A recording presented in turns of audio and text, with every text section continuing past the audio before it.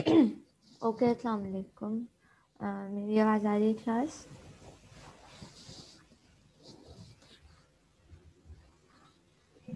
Yes ma'am आ रही है। Okay, good. अच्छा जी, लेट्स स्टार्ट द सेशन। ठीक है, फिर बाकी लोग हमें ज्वाइन करते रहेंगे। हम सेशन स्टार्ट करते हैं। जिन लोगों ने अपनी अटेंडेंस मार्क नहीं की है वो अपनी अटेंडेंस मार्क कर दें, ठीक है, टेक्स्ट बॉक्स में, ताकि वो मेरे पास सेव हो जाए। ठीक। अच्छा जी, sorry for the last class, मैं लास्ट क्लास अटेंड नहीं कर पाई थी। उसके बदले जो है वो मैं आपके साथ एक रिकॉर्डेड सेशन शेयर कर दूंगी, ठीक है, प्रोबेबली कल या फिर सैटरडे को। है रिकॉर्डेड सेशन होगा वो, और उसमें मैं जो भी आपका नेक्स्ट टॉपिक होगा वो डिस्कस करके सेशन रिकॉर्ड कर दूंगी। फिर उसका लिंक आप लोगों को सेंड कर दूंगी कि आप में से कोई अगर ज्वाइन करना चाहे जिस वक्त सेशन में रिकॉर्ड कर रही होंगी, तो you are more than welcome कि आप ज्वाइन कर सकते हो। और अगर इफ़ इन केस कोई ज्वाइन नहीं कर सकता या कोई भी मसरूफियत है, क्योंकि ऑब्वियसली और टाइमिंग में क्लास होगी, तो कोई भी मसरूफियत है, तो आप वो रिकॉर्डेड सेशन देख के मुझे मैसेज कर देंगे ग्रुप पे, तो मैं आपकी कल की अटेंडेंस इस तरीके से कंपनसेट हो जाएगी। ठीक है, और आपका लॉस भी नहीं होगा, आपका लेक्चर भी कवर अप हो जाएगा। ठीक है, तो मैं कल या फिर परसों कल, टुमारो इज़ फ्राइडे, या फिर सैटरडे को मैं रिकॉर्डेड सेशन अपलोड करूँगी। ठीक है।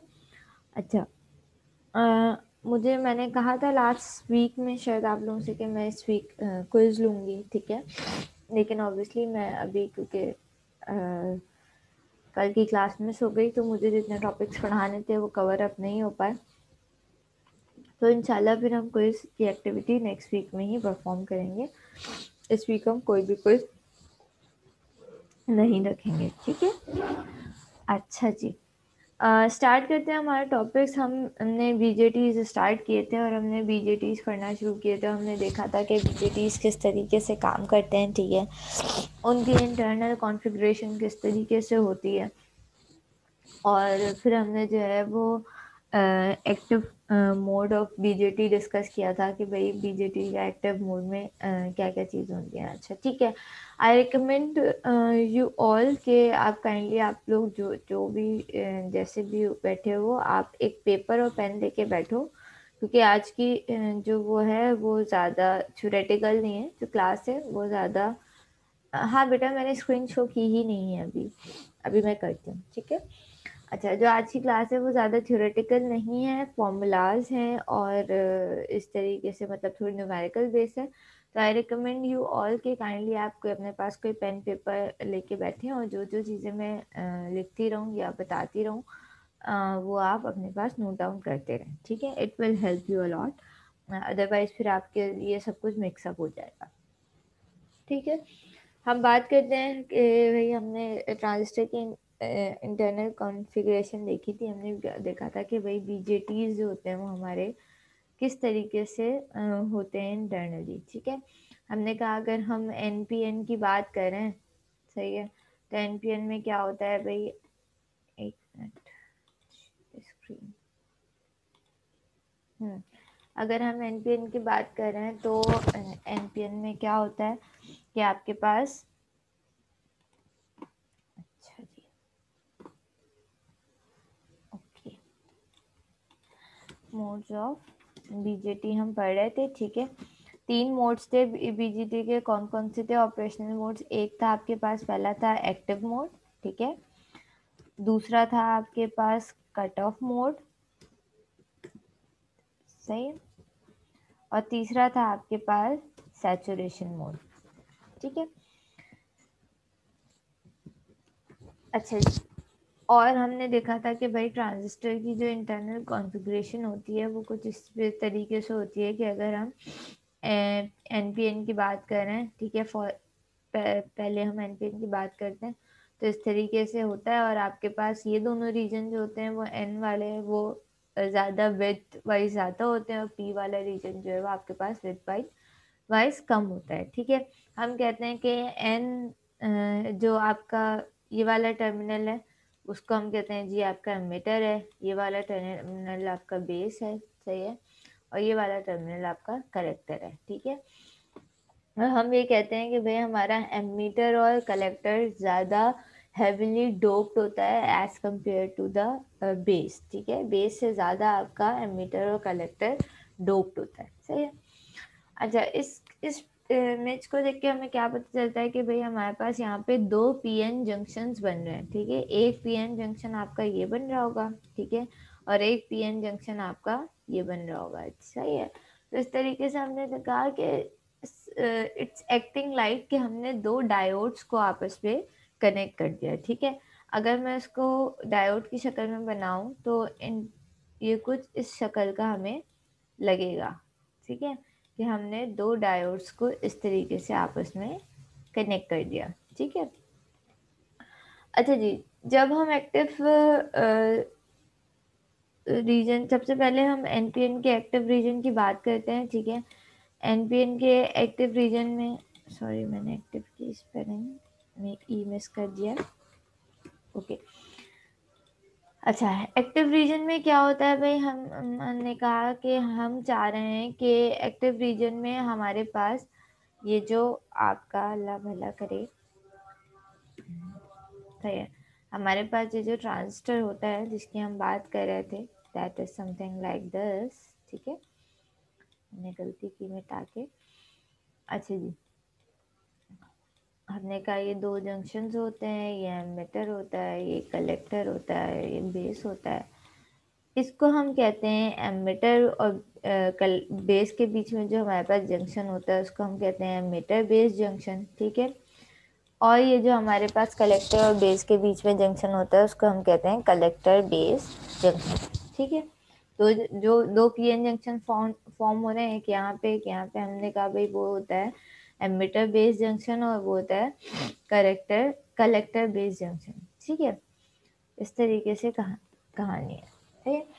उसके बाद हम कहते हैं, हम अगर ये कह रहे हैं कि हमारे पास एक्टिव मोड में एमीटर बेस जंक्शन क्या होता है, फॉरवर्ड बायस होता है, ठीक है।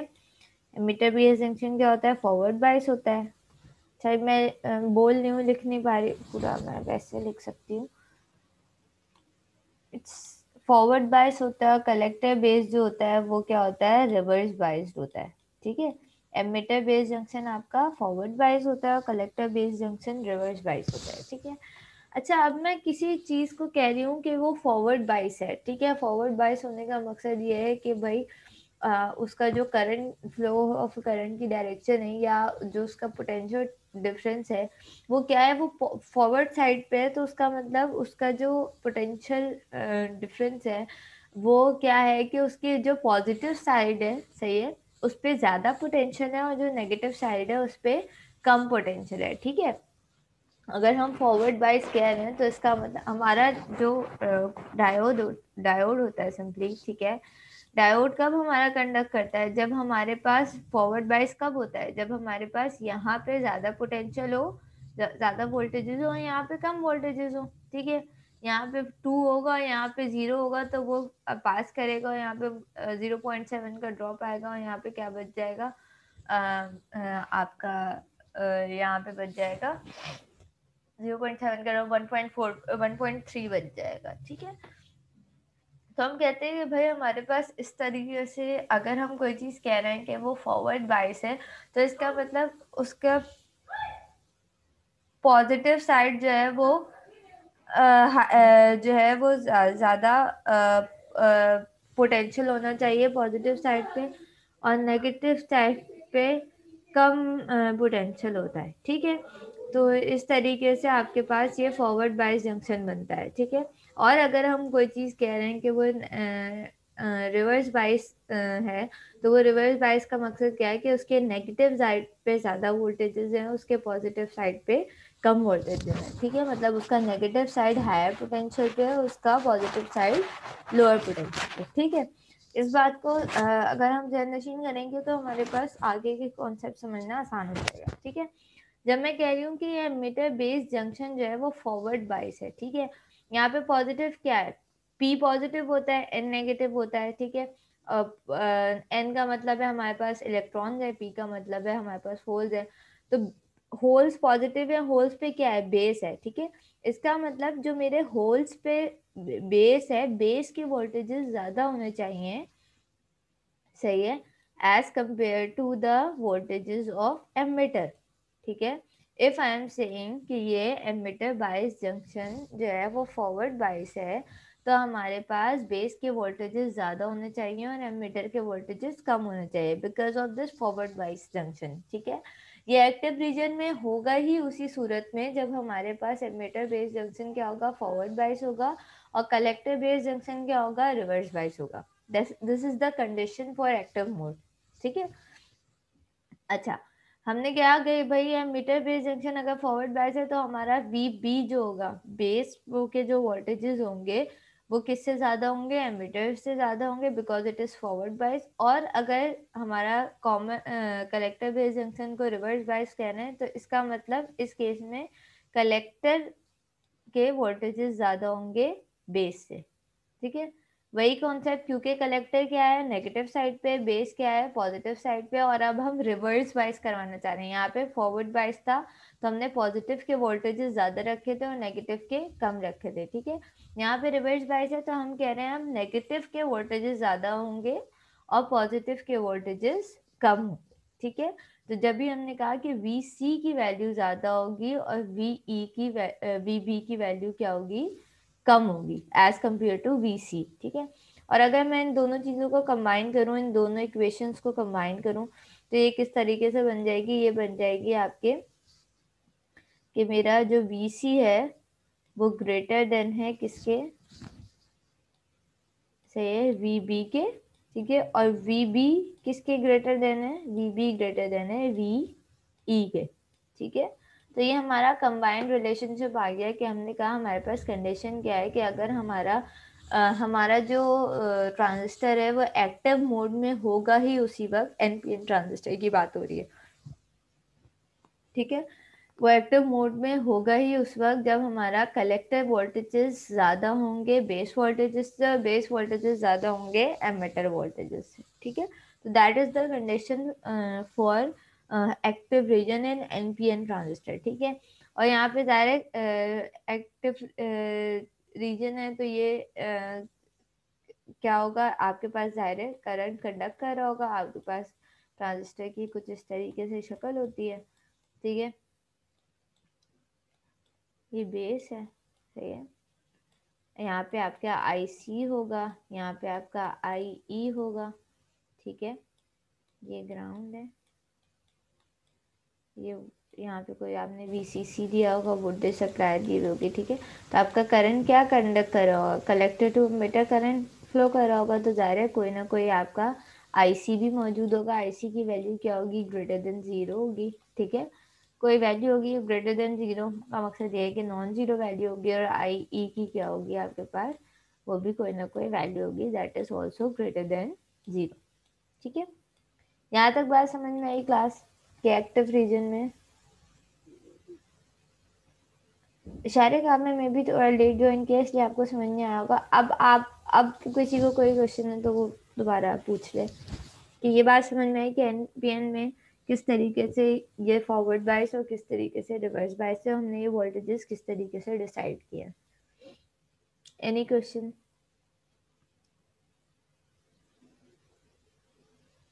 शाहरुख अब क्लियर है?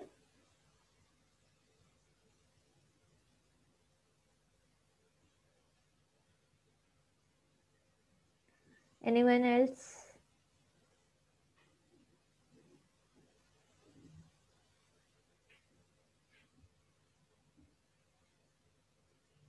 ओके, ठीक है, ठीक है, ठीक है, गुड।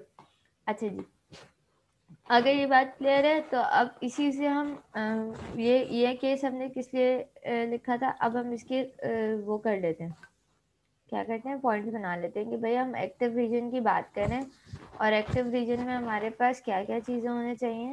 एक्टिव रीजन का पहला पॉइंट क्या था कि हमारे पास एमिटर बेस्ड जंक्शन जो है वो क्या होना चाहिए, फॉरवर्ड बाइस होना चाहिए, सही है। हमारे पास कलेक्टर बेस्ड जंक्शन जो है वो क्या होना चाहिए, रिवर्स बाइस होना चाहिए, ठीक है। ये आप लोगों की आसानी के लिए मैं बुलेट्स में लिखती हूँ, ठीक है। हमारा वी बी वी सी किससे ग्रेटर होना चाहिए, हमारा वी सी ग्रेटर होना चाहिए किससे, वी बी से। और हमारा वी